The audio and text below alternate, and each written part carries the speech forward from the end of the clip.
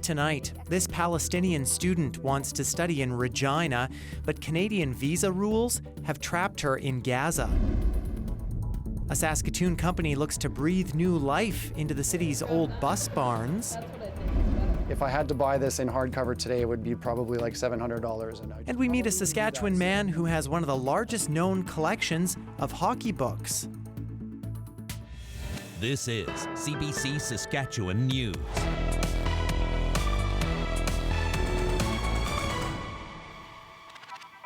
It is Tuesday, January 13th, and the CBC Saskatchewan News starts right now. I'm Ethan Williams. Thank you for joining us. A young Palestinian woman who's been accepted into the University of Regina is still stuck in Gaza, and she's one of many Palestinian students unable to start their studies in Canada. Aisha Ashraf has our top story. This 26-year-old industrial engineer is part of a campaign to get Palestinian students out of Gaza. Mita is supposed to be doing a master's program at the University of Regina right now. I'm still trapped here in Gaza, facing the horrible situation, facing displacement. We're not using her last name due to safety concerns. When Mita was accepted into the graduate program, she was living in a tent, displaced by war. Nearly 2 years later, nothing has changed. We're losing our energy, our health, our passion to education and continue. Mita has been forced to defer her start date 3 times because she can't complete a key requirement. Biometrics, fingerprints, and photographs required for Canadian visas can only be collected outside Gaza, typically in Egypt, but the border has been closed since early 2024. Some countries, like the United Kingdom, negotiate evacuations for students, but not Canada.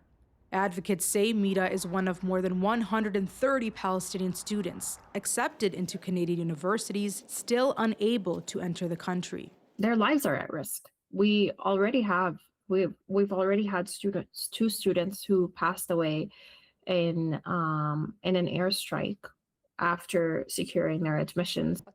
At the University of Regina, Dr. Iman Al-Mahdawi is Mita's supervisor. She says the loss goes both ways. In addition of our role to help those students are much needed for our labs, for our research projects, and we hope to see them soon. In a statement, Immigration, Refugees and Citizenship Canada says study permit applicants must meet immigration requirements, including biometrics. It also says it has no presence in Gaza. For Mita, the waiting continues. She's urging the Canadian government to step in and act before any more students are killed waiting for help. Aisha Ashraf, CBC News, Prince Albert. Prime Minister Mark Carney was on the West Coast Tuesday afternoon for his first stop on a trip with major economic implications. You know, it's a decisive moment for Canada, and I'm very focused on not just building, but how we build and how we build together. So today is really about a dialogue. Carney was in Prince Rupert for a meeting with coastal First Nations leaders to discuss resource development. Carney heads to Beijing for a 3-day visit and a meeting with President Xi Jinping next. And as Alexander Kwan tells us, the trip has farmers in this province focused on addressing Chinese tariffs on canola.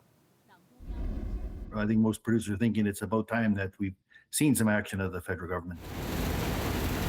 Canola farmers in Saskatchewan are welcoming Prime Minister Mark Carney's trip to China this week. Since March of last year, China has implemented a punishing tariff on Canadian canola products, widely seen as a retaliation for Canadian tariffs on Chinese-made electric vehicles. Over the last 5 years, Canada's exported around $3.5 billion worth of peas into China. It's historically one of our largest markets, and the 100% tariff has effectively stopped the flow of Canadian peas into the marketplace. It's why farmers in this province are hopeful about Carney's trip. The news that Saskatchewan Premier Scott Moe will join the Prime Minister in meetings with top Chinese officials is only boosting confidence. I think this speaks to the fact that Premier Moe is aware of how important these commodities are for not only for farmers but also for the provincial economy and the jobs that it creates. Mo traveled to China last year, but returned with no movement on the tariffs. While canola farmers like Bill Propilski are hopeful, he's also being realistic about the outcome. This go round as well, there's likely not much chance of there being an agreement. Obviously, we're continuing to hope that that could be the case, but realistically, I think it's this exercise will be just in building those relationships. Propilski estimates his farm has lost about $450,000 due to the tariffs. And with planning already underway for the upcoming season, there's a lot of decisions that farmers have to make, and they'll have a lot of information and a lot of unavailable information that makes those decisions quite difficult. That's why every farmer in the province is keeping an eye on Carney and Mo's trip to China. Alexander Kwan, CBC News, Regina. A Saskatoon man charged with publicly inciting hatred is facing new charges. Brandon Taylor Moore is now also charged with willfully promoting anti-Semitism by condoning, denying, or downplaying the Holocaust. Moore was first charged last month after police investigated anti-Semitic posts online. He was recently released from custody on conditions which include that he not publish anything on the internet or social media. On Tuesday, Moore's lawyer withdrew from the case, meaning Moore is now representing himself. He returns to court next month. A bus carrying high school students rolled over in Manitoba Tuesday, resulting in multiple injuries. It happened north of Swan River, about 20 kilometers from the Saskatchewan-Manitoba border. A local First Nations chief says the bus had been traveling on an icy highway. RCMP say it's believed the driver was attempting to pass another vehicle and lost control. 14 students and one bus driver were on the bus. 4 had significant but non-life-threatening injuries. 2 endangered whooping cranes have died from avian influenza. Both birds were found in a field near Saskatoon.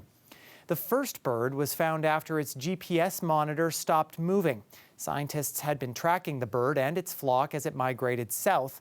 By the time researchers found the whooping cranes, its carcass had already been scavenged. The second bird was found about 100 kilometers away. We're lucky to find them. I mean, within a few days they were scavenged, so that it was just a skeleton, a very minimal carcass remained. And if they'd been left longer, they would be unrecognizable. Avian influenza is a highly transmissible and deadly virus. It's been blamed for killing hundreds of wild geese in the province last year. But it's the first time the deadly virus has been found in the wild whooping crane population. Whooping cranes are one of Canada's most endangered species. Only about 560 are left in the wild. Well, it's no secret many first responders are dealing with post-traumatic stress disorder. In fact, Health Canada says it affects nearly half of them across the country. But one nonprofit near Prince Albert is hoping to help ease some of that stress. Lisa Rism reports. Firefighter Alex Malonis says he was taught how to avoid physical injuries on the job, but the mental strain wasn't discussed. There is no preparation from the school side of things for any traumatic incidents you may see. They just kind of tell you that it's going to be a part of your job. After 5 years of shift work, Malonis found himself struggling with his mental health. So he turned to the peer support network at River Valley Resilience Retreat south of Prince Albert. He says it taught him a lot. You have to deal with it. You can't just bottle it up inside, because at some point it will come out, and you don't want to have to be dealing with it when you're actually under stress. The nonprofit helps first responders cope with anxiety, depression, and post-traumatic stress disorder, or PTSD. It recorded more than 2,500 client interactions with firefighters, police, veterans, and paramedics who sought out the retreat last year, something co-founder and former firefighter Jeff Reeder chalks up to an increase in emergency calls. So we're seeing that there's a much more need for it, and to focus more so on the accumulation stuff and actually dealing with it as it occurs, and not waiting until you do have a diagnosed injury, which is harder to treat. Put these headphones. Retired police officer Warren Nagy has been dealing with reoccurring PTSD. It started early in his career after attending a fire scene where 4 people died. He says these days peer counseling and guided breath work has helped him the most. I'm able to sleep better. My attention span is improved. My mind doesn't wander like off through mid-sentence. Health Canada estimates PTSD affects about 9% of Canadians at some point in their lives. Among first responders, it's much higher at 44%. But retreats like this help them from walking the path to healing alone. Lisa Rism, CBC News, Prince Albert. Well, you could say this weather is making outdoor activities a walk in the park. Wascana Park, to be specific. Sure, things might be a bit slushy from all that melting, but it definitely beats minus 40. And there is more melting in store. Weather specialist Mickey Wolf has the details in our forecast when we come back.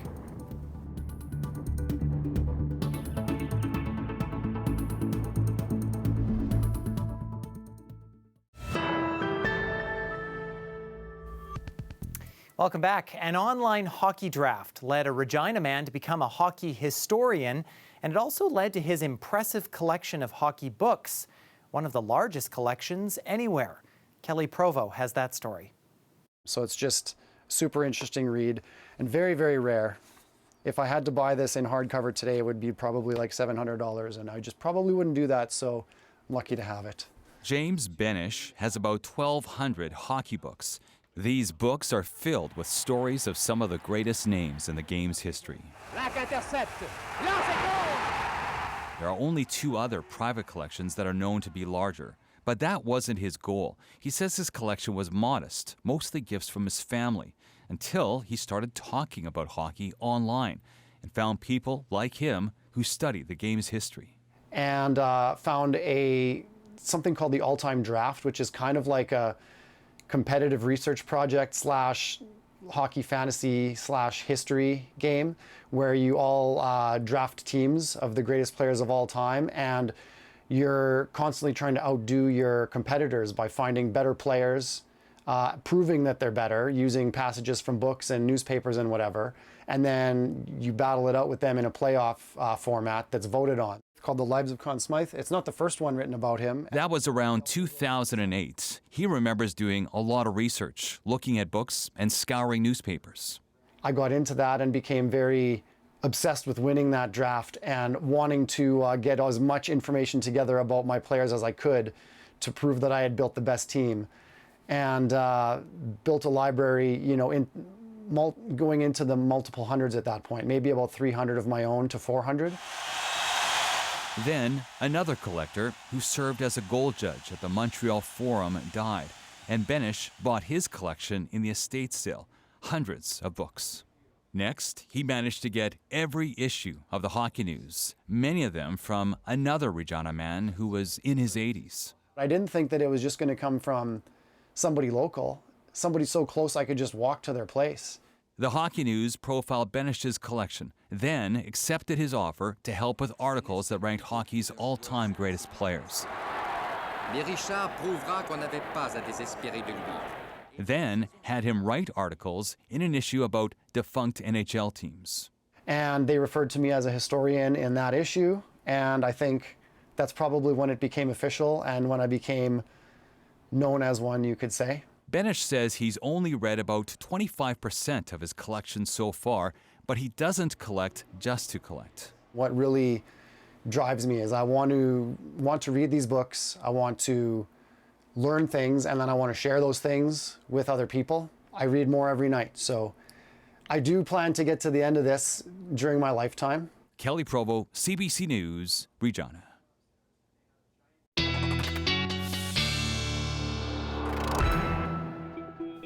A truly impressive collection. Weather specialist Mickey Wolf joining us now, and we've had some pretty impressive temperatures these last couple of days, Mickey.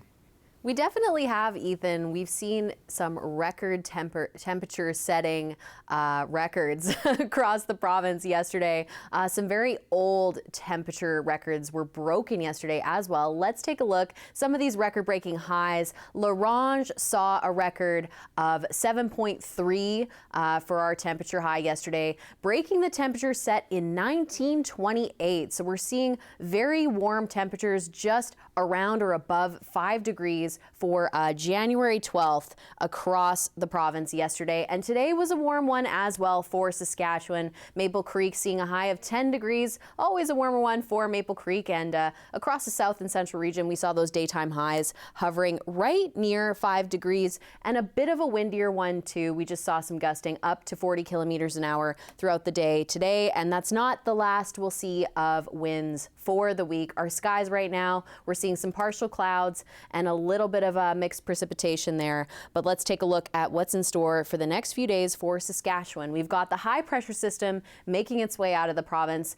Then there's a low making its way through Manitoba, and we're going to see a little bit of precipitation from that system overnight Thursday and Friday. Let's take a look at some of those amounts. So as it falls, potentially as snow or rain, depending on how warm things stay until Friday. These are our numbers for south and central Saskatchewan. We're seeing just up to 3 centimeters, especially for that southeast corner of the province. And in the north, it will likely fall as snow over the next few days, up to 6 centimeters potentially. But those winds will be gusting quite strongly as we get into Thursday daytime. We're seeing potentially up to 80 kilometers an hour for swift currents. So we're going to watch out for those winds and those warmer temperatures. This is what I was referencing before. We're seeing still quite warm Thursday. Into Friday, though, things start to cool down, especially in the far north. For Regina over the next few days, we've got that windy day ahead of us Thursday. We're going to see gusting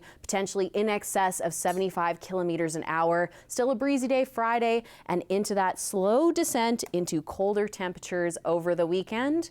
As well for Saskatoon, we're going to see a bit of a windier one as well for Thursday, and then our temperatures will cool down as well for Saskatoon into Sunday and Monday. So Ethan, it's just about time to finish up any lingering shoveling before things start to freeze up again. Yeah, temperature drop. It looks like we won't hit the deep freeze quite yet. Not quite yet. Thanks, Ethan. That is good news. Okay, thanks, Mickey. A Saskatoon development company is in the midst of a big project. It is turning the city's old bus barns into a multi-use space, including a theater, recording studios, office space, and a restaurant. And its tenants are already moving in. The Caswell Bus Barns is an adaptive reuse project, taking the old Saskatoon city transit buildings and turning them into an arts and culture hub. And we bought the building a year ago. We've been renovating for a year, and here we are about to turn it all over to the new tenants. It's going to be quite the hub. We're estimating probably like 400 people a day will be using this building for the arts. There's artist studios, architecture, restaurant, sound recording studios, daycare, a theater center as our anchor tenant, printmaking, ceramics, all of it. It's going to be a sort of phased approach. So a few people have already moved in. Some people are going to take longer with their fit outs for what they need to do with their floor plans. So I think over the course of the next few years, it'll start filling up, and then we'll have our big launch party. So this space here is going to be 15,000 square feet of live performance capabilities. We're going to have a 200-seat theater, rehearsal space, a dance studio, a shop, a costume, a lobby, offices for the tenant, for the theater partners, which currently are Saskatoon Summer Players, On the Board Staging Company, and Gordon Tutusis Naganoan Theater. It's going to be busy, with those organizations, plus room for the rest of the community to come in and be part of it. I imagine people coming in the day, people are coming here to work, they're coming here to create, they're coming here to build. Gordon Tutusis Naganoan will have their Circle of Voices program here, which is bringing Indigenous youth into theater and giving them training and teaching and comfort with the subject of theater and performance, as well as in the evenings, people are going to have something to eat at the restaurant. They're going to come across, they're going to see a show, they're going to stick around in the lobby after and create a third space. That idea of where do you go when you're not at work and you're not at home? You're going to be here. Here down in Maple Creek, we've got 9 degrees. And over... Attention, Mickey Wolf. Looks like you have some weather specialists in training down here in Regina. Grade 11 photography students from Miller Collegiate joined us in our studio Tuesday. They not only got to learn how to use that big green screen, but they also learned about videography from our own team here. Big thanks to them for stopping by, and of course we hope to see them in the future as well. Stay with us. We are back after the break.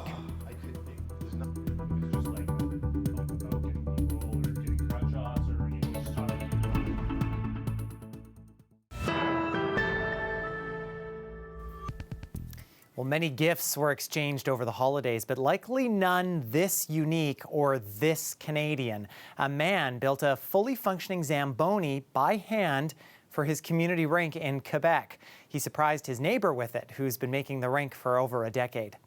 It's almost like a rink maker's dream to have a Zamboni. I never actually imagined that happening. I started the rink in 2010. A lot of the neighbors come and use it. I was giving a hand to Chris to maintain the rink. We were talking about the possibility to have a Zamboni. I knew in the back of my mind that maybe I can build one. Many nights I was going to bed, I said, okay, how should I start that project? I was fortunate enough to have a second lawnmower that I can spare. That was the base. He shocked me, but he didn't even tell me he was doing it. I definitely never asked him or said, hey, we should try to build a Zamboni. Every kid's dream, to have the rink being flooded between periods. I played games of hockey with my friends. It was super smooth. It's not just something we do for us, we do it for the community. It's pretty neat and it's fun to drive. Hopefully we'll be able to use it for many years now.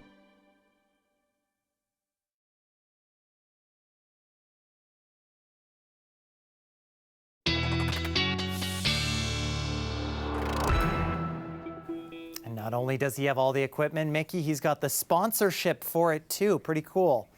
That is pretty cool, Ethan. I hope it inspires some home projects out here in Saskatchewan.